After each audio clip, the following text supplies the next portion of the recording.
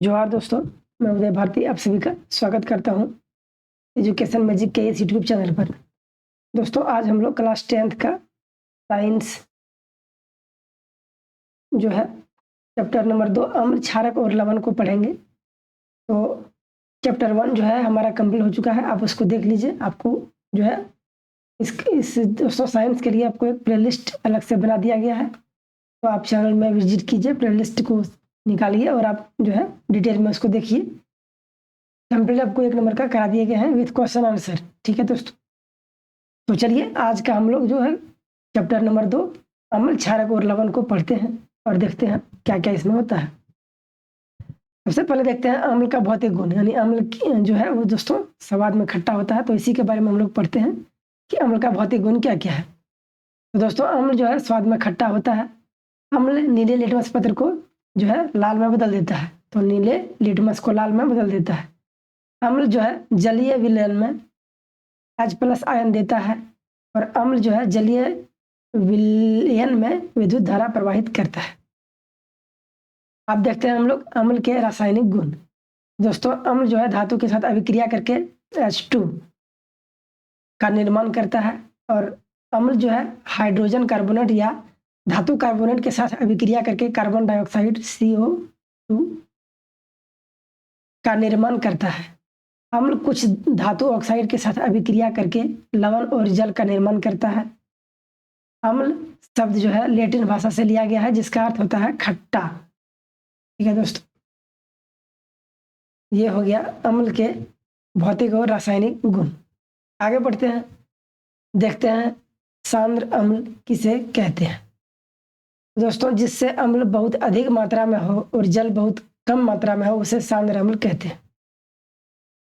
अगला है हमारा तनु अम्ल किसे कहते हैं। तो जिसमें अम्ल बहुत कम मात्रा में हो और जल जल जो है बहुत अधिक मात्रा में हो उसे तनु अम्ल कहते हैं। बहुत को दोस्तों विद्युत बोला गया, उसके लिए सॉरी। तो जो है यह है कि जिसमें अम्ल बहुत कम मात्रा में हो और जल जो है बहुत अधिक मात्रा में हो उसे तनु अम्ल कहते हैं। प्रबल अम्ल किसे कहते हैं। तो शक्तिशाली अम्ल को प्रबल अम्ल, यहाँ आधा में हो जाएगा दोस्तों, यहाँ भी हो जाएगा आधा अम्ल। ठीक है दोस्तों, अम्ल ऐसे लिखा था। अम्ल को इंग्लिश में एसिड कहते हैं। इसका दोस्तों एग्जाम्पल है HCl, H2SO4 और HNO3। देखते हैं दुर्बल अम्ल किसे कहते हैं। अभिकारक कमजोर अम्ल को दुर्बल अम्ल कहते हैं। एग्जाम्पल में CH3COOH। अब हम दोस्तों अम्लों के कुछ नाम को पढ़ते हैं। सल्फ्यूरिक अम्ल H2SO4, हाइड्रोक्लोरिक अम्ल HCl, हाइड्रोब्रोमिक अम्ल HBr, कार्बनिक अम्ल H2CO3, फॉर्मिक अम्ल CH2O2, नाइट्रिक अम्ल HNO3, लैक्टिक अम्ल C3H6O3। ठीक है दोस्तों, C3H6O3। एसिटिक अम्ल CH3COOH। ये हमने अम्ल के बारे में पढ़ा दोस्तों। अब हम लोग देखते हैं क्षारक के बारे में। तो क्षारक को इंग्लिश में कहते हैं बेस। तो क्षारक किसे कहते हैं। जल में घुलनशील क्षारक को क्षार कहते हैं। क्षारक के भौतिक गुण। क्षार दोस्तों स्वाद में कड़वे होते हैं। क्षार लाल लिटमस को नीला कर देता है। क्षार जलीय विलयन में OH+ आयन देता है और क्षार जलीय विलयन में विद्युत धारा प्रवाहित नहीं करता है। देखते हैं हम लोग क्षारक का रासायनिक गुण। तो दोस्तों क्षार जो है धातु के साथ अभिक्रिया करके H2 छोड़ता है। क्षार अम्लीय ऑक्साइड के साथ अभिक्रिया करके लवण बनाता है। क्षार धातु कार्बोनेट या हाइड्रोजन कार्बोनेट के साथ कोई अभिक्रिया नहीं करता है। तो दोस्तों ये यहाँ तक, यहाँ से यहाँ आ गया है, ये पूरा यहाँ होता। तो क्षार जो है धातु कार्बोनेट या हाइड्रोजन कार्बोनेट के साथ कोई अभिक्रिया नहीं करता है। अगला देखते हैं प्रबल क्षारक किसे कहते हैं। तो ताकतवर क्षारक को प्रबल क्षारक कहते हैं। Example NaOH, KOH, CaO, CaOS2। दुर्बल क्षारक किसे कहते हैं? तो कमजोर क्षारक को दुर्बल क्षारक कहते हैं। एग्जाम्पल में NaOH4। अब देखते हैं हम लोग लवण, ठीक है। अम्ल पढ़े, क्षारक पढ़े, हम लोग देखते हैं लवण किसे कहते हैं। जब अम्ल और क्षारक आपस में अभिक्रिया करती है तब लवण बनता है, उसे ही लवण कहते हैं। Example Na2SO2 plus BaCl2 equal to BaSO4 plus 2NaCl। आगे देखते हैं सूचक किसे कहते हैं।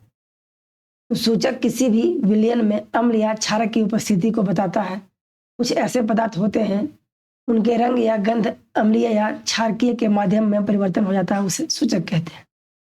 सूचक दोस्तों दो प्रकार के होते हैं, ठीक है। सूचक के दो प्रकार हैं। नहीं, ये जो है ये तो रॉन्ग है दोस्तों। सूचक के कितना प्रकार के होते हैं? तो सूचक के 3 प्रकार हैं, प्राकृतिक सूचक, कृत्रिम सूचक और गंधीय सूचक। ये दोस्तों रॉन्ग हो गया, इसको आप जो है ध्यान में मत रखिए। प्राकृतिक सूचक किसे कहते हैं? तो वैसा सूचक जो प्राकृतिक स्रोत से प्राप्त होता है उसे प्राकृतिक सूचक कहते हैं, जैसे लिटमस पेपर, लाल पत्ता गोभी, हल्दी इत्यादि। अगला है कृत्रिम संश्लेषित सूचक किसे कहते हैं? वैसा सूचक जो रासायनिक पदार्थ द्वारा निर्माण किया जाता है उसे कृत्रिम सूचक कहते हैं, ठीक है। आगे इसका एग्जांपल है दोस्तों मेथिल ऑरेंज। अगला देखते हैं गंधीय सूचक किसे कहते हैं। वैसा सूचक जिसका गंध अम्लीय 48 माध्यम में बदल जाता है उसे गंधीय सूचक कहते हैं, जैसे प्याज, लौंग, तेल इत्यादि। इसके बाद देखते हैं हम लोग लिटमस पेपर किसे कहते हैं। दोस्तों लिटमस पेपर बैंगनी रंग का होता है जो हेलोफाइटा समूह के लाइफ स्कैन के पौधे से निकाला जाता है। लिटमस पेपर ना तो अम्लीय होता है ना ही क्षारकीय होता है, इसे लिटमस पेपर कहते हैं। देखते हैं दोस्तों पीएच स्केल किसे कहते हैं। किसी विलयन में H+ आयन की कितनी मात्रा में उपस्थिति है उसको पता लगाने के लिए एक स्केल का निर्माण किया जाता है, जिसे पीएच स्केल कहते हैं। pH इक्वल टू S हो तो उदासीन विलयन कहते हैं। pH ग्रेटर देन 7 हो तो उसे अम्लीय विलयन कहते हैं, और pH लेस देन 7 हो तो उसे क्षारीय विलयन कहते हैं। इस चित्र के माध्यम से इसको दर्शाया गया दोस्तों। आगे देखते हैं पॉप टेस्ट किसे कहते हैं। हाइड्रोजन गैस के निहित परखनली के पास जब एक जलते मोमबत्ती रखी जाती है तब पॉप की ध्वनि उत्पन्न होती है। इस टेस्ट को हाइड्रोजन की उपस्थिति दर्शाने के लिए प्रयोग करते हैं, इसे पॉप टेस्ट कहते हैं। आगे बढ़ते हैं अम्ल व क्षारकों के रासायनिक गुण। अम्ल की अभिक्रिया धातु के साथ, अम्ल प्लस धातु, तो इससे जो निर्माण होगा लवण प्लस हाइड्रोजन, तो 2HCl plus Zn equal to जो है ZnCl2 प्लस H2, ये होगा इसका। जब भी अम्ल धातु के साथ अभिक्रिया करती है तो हमेशा लवण प्लस हाइड्रोजन गैस ही बनते हैं। 2HCl plus Zn equal to ZnCl2 plus H2 growth के साथ। क्षार की अभिक्रिया धातु के साथ, क्षार प्लस धातु इक्वल टू लवण प्लस हाइड्रोजन, तो NaOH plus Zn equal to Na2ZnO2 plus H2। क्षार जब धातु के साथ अभिक्रिया करती है तब भी लवण प्लस हाइड्रोजन गैस बनती है। 2NaOH plus Zn Na2 equal to जो है Na2ZnO2 प्लस H2 ग्रोथ के साथ। अम्ल की अभिक्रिया धातु कार्बोनेट के साथ, अम्ल प्लस धातु कार्बोनेट इक्वल टू लवण प्लस कार्बन डाइऑक्साइड प्लस जल, 2HCl plus Na2CO3 equal to 2NaCl plus CO2 plus H2O। अम्ल जब भी धातु कार्बोनेट के साथ अभिक्रिया करती है तो लवण जो है कार्बन डाइऑक्साइड गैस प्लस जल का ही निर्माण करती है। 2HCl प्लस Na2CO3, तो इसका कैलकुलेट निकलेगा 2NaCl plus CO2 plus H2O। अम्ल की अभिक्रिया धातु कार्बोनेट बाइकार्बोनेट के साथ, तो अम्ल प्लस धातु बाइकार्बोनेट इक्वल टू लवण प्लस कार्बन डाइऑक्साइड प्लस जल, HCl plus NaHCO3 equal to NaCl plus CO2 plus H2। अम्ल जब भी धातु बाइकार्बोनेट के साथ अभिक्रिया करती है तो लवण plus carbon dioxide gas plus जल का ही निर्माण करती है। HCl plus NaHCO3 equal to NaCl plus CO2 plus H2 not. धातु कार्बोनेट तथा धातु बाइकार्बोनेट क्षारक के साथ कोई अभिक्रिया नहीं होती है। आगे देखते हैं अम्ल एवं क्षारक परस्पर अभिक्रिया। तो अम्ल प्लस क्षारक इक्वल टू लवण प्लस जल NaOH plus HCl equal to NaCl plus H2O। उदासीन अभिक्रिया किसे कहते हैं? जब अम्ल और क्षारक एक दूसरे से अभिक्रिया करते हैं तब अम्ल द्वारा क्षारक को प्रेक्षित प्रभाव तथा क्षारक द्वारा अम्ल का प्रभाव समाप्त हो जाता है, तब जाकर लवण प्लस जल का निर्माण होता है, उसे उदासीन अभिक्रिया कहते हैं।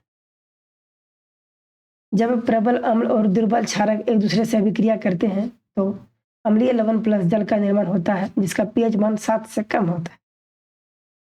प्रबल अम्ल प्लस दुर्बल अम्ल इक्वल टू अम्लीय लवण प्लस जल।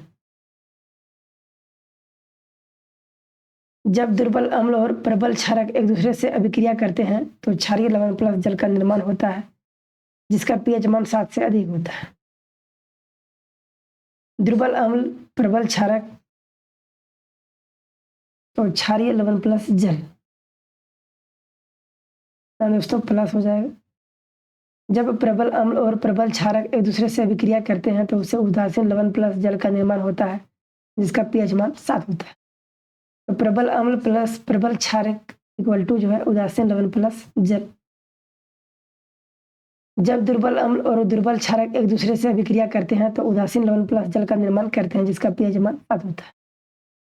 दुर्बल अम्ल प्लस दुर्बल क्षारक इक्वल टू उदासीन लवण प्लस जल। अम्लों की अभिक्रिया धात्विक ऑक्साइडों के साथ। तो अम्ल प्लस धात्विक ऑक्साइडों जो है तो इसका जो निकलेगा लवण प्लस जल। धात्विक ऑक्साइड की प्रवृत्ति क्षारीय होती है, इसलिए यह अम्ल के साथ अभिक्रिया करके लवण तथा जल बनाती है। क्षारकों की अभिक्रिया अधात्विक ऑक्साइडों के साथ। क्षारक प्लस अधात्विक ऑक्साइड इक्वल टू लवण प्लस जल। अधात्विक ऑक्साइड की प्रवृत्ति अम्लीय होती है, इसलिए यह अम्ल के साथ अभिक्रिया करके लवण तथा जल बनाती है। अम्ल नोट, सभी अम्ल H प्लस आयन उत्पन्न करती है और सभी क्षारक OH माइनस उत्पन्न करती है। Sodium hydroxide NaOH sodium chloride के जलीय विलयन में विद्युत पास करने पर यह विभाजित होकर सोडियम हाइड्रोक्साइड उत्पन्न करता है। इस प्रक्रिया को क्लोर क्षारक प्रक्रिया भी कहते हैं। 2NaCl plus 2H2O equal to 2NaOH plus Cl2 plus H2 का उपयोग विरंजक चूर्ण में होता है CaOCl2। शुष्क बुझा हुआ चूना यानी CaOH के साथ क्लोरीन Cl2 की अभिक्रिया करके विरंजक चूर्ण का निर्माण करते हैं। CaOH प्लस Cl2 तो CaOCl2 प्लस H2 का उपयोग कपड़ों के उत्पाद के लिए, कागज की फैक्ट्री में, रासायनिक उद्योग के एक उपचायक के रूप में, पानी को जीवाणुओं से मुक्त करने के लिए, रोगाणुनाशक के रूप में।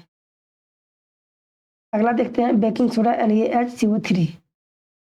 सोडियम हाइड्रोजन कार्बोनेट का उपयोग करके बेकिंग सोडा प्राप्त जो है बनाया जाता है। जो baking soda sodium hydrogen carbonate एवं टूरिक अम्ल जैसे दुर्बल खाद्य का मिश्रण है। NaCl plus H2O plus CO2 plus NH3 equal to NH4Cl NaHCO3।